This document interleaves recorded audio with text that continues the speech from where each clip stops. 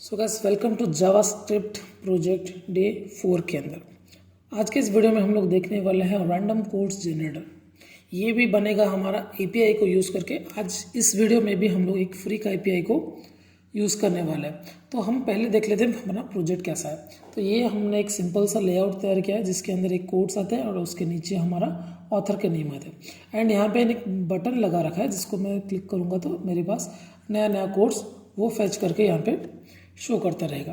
तो अभी हम देख लेते हैं इसका बैकएंड में कैसे हम लोग कोडिंग कर सकते हैं। पहले तो मैं तुमको दिखा देता हूँ कि ना हमारा HTML के अंदर ये सब कोड्स क्या है, जिसमें मैंने एक हेडिंग लिया है जिसके अंदर हमारा कोड आएगा। देन दूसरा एक पैराग्राफ टैग लिया है जिसमें हमारा ऑथर का नेम आएगा। एंड उसके नीचे एक बटन लिया हुआ है जिसके अंदर हमारा मतलब नया कोड्स को पुल करने का एक जरिया रहेगा। तो स्टाइलिंग में भी बहुत ही सिंपल सा स्टाइलिंग हुआ है, तो ज़्यादा कुछ नहीं हुआ, ये आप लोग कर भी सकते हैं खुद से। देन हम लोग जाते हैं हम लोग index.js में, जिसके अंदर हम लोग देखेंगे किस तरह से किया जाएगा।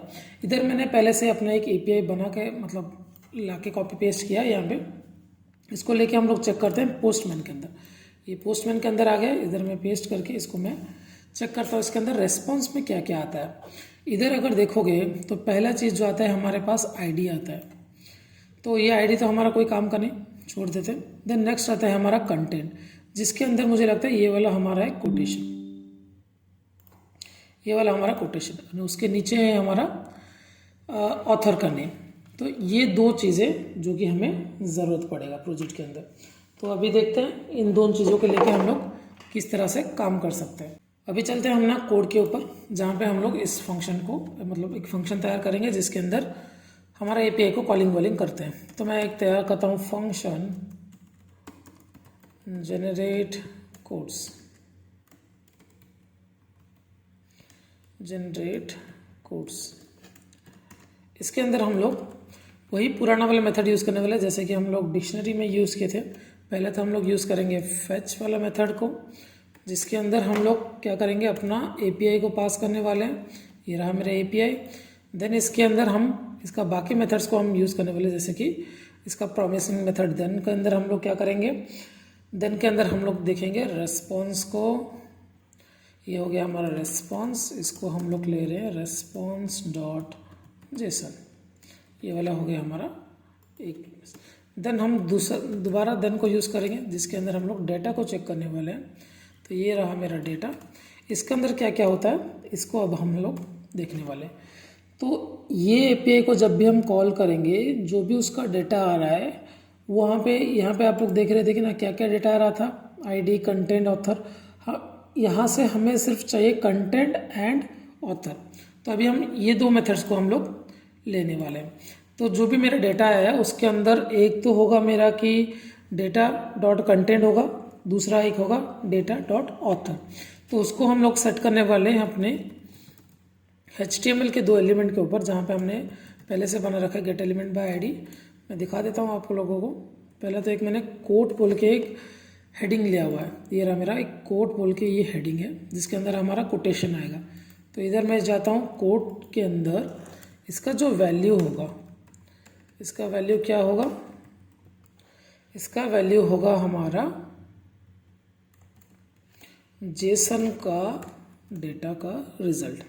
तो मैं ले रहा हूँ जेसन को जिसके अंदर है डेटा, उसके अंदर आएगा हमारा कंटेंट। तो ये हो गया मेरा एक पहला चीज़ जो कि मेरा कोटेशन वाला पार्ट है, ये मेरा ख़त्म हो गया। देन सेम ही दूसरे तरीके से हम लोग लाएंगे ऑथर का नाम। तो हम लोग दूसरा मेथड वही मैं कॉपी पेस्ट कर दिया। इस बार कोट नहीं होगा, इस बार आएगा हमारा ऑथर, जिसको मैंने पैराग्राफ टैग में ले ही रखा है। यहाँ पे अगर देखोगे तो PID ऑथर लिखा है जिसमें ऑथर का नाम आएगा। तो मैंने यहाँ पे ले लिया gate element by ID author. इसका वैल्यू क्या होगा, कंटेंट तो नहीं है, इसका वैल्यू होगा हमारा ऑथर। ये हो गया। एंड इससे पहले मुझे चाहिए एक हाइफन, सो दैट एक हाइफन के अंदर वो हमें डिस्प्ले हो जाए। तो इतना तो हो गया, हमारा डेटा तो आ गया। अब पहली बार की तरह जिस तरह से वहाँ पे हम लोग ना बैकएंड का जो भी एरर है उसको हम लोग कैच करने के लिए कैच मेथड यूज़ किए थे, यहाँ पे भी वही यूज़ करेंगे। अगर इसमें से कोई एरर आता है देन हम उसको क्या करेंगे, सिंपल शो करेंगे, वो भी कंसोल के अंदर, सो दैट जो भी उसका प्रोग्रामर होगा वो उसको आसानी से देख सकता है एंड उसको डिबग कर सकता है। ओके,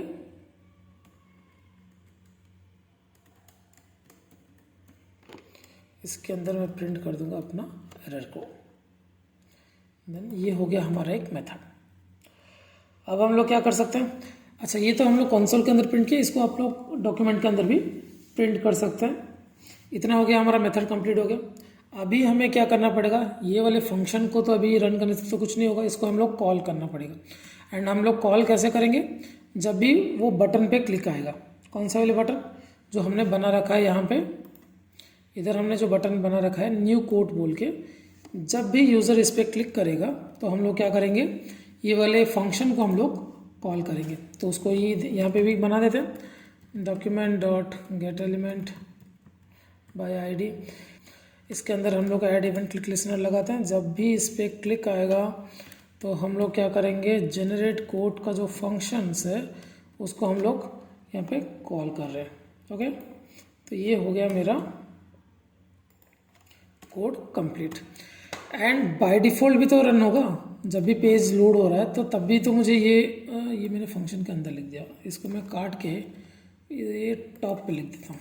ओके, देन मैं चाहता हूँ कि जब भी यूज़र पेज को लोड करे तब ऑटोमेटिकली ये फंक्शन कॉल हो जाए, तो इसीलिए मैं जावास्क्रिप्ट के बाहर आके इसको मैं एक बार कॉल दे दिया।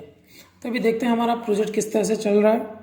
तो मैं जाता हूँ अपने यहाँ पे जाके इसको रिफ्रेश करते हैं। कुछ तो गड़बड़ है, देखते हैं क्या एरर आ रहा है।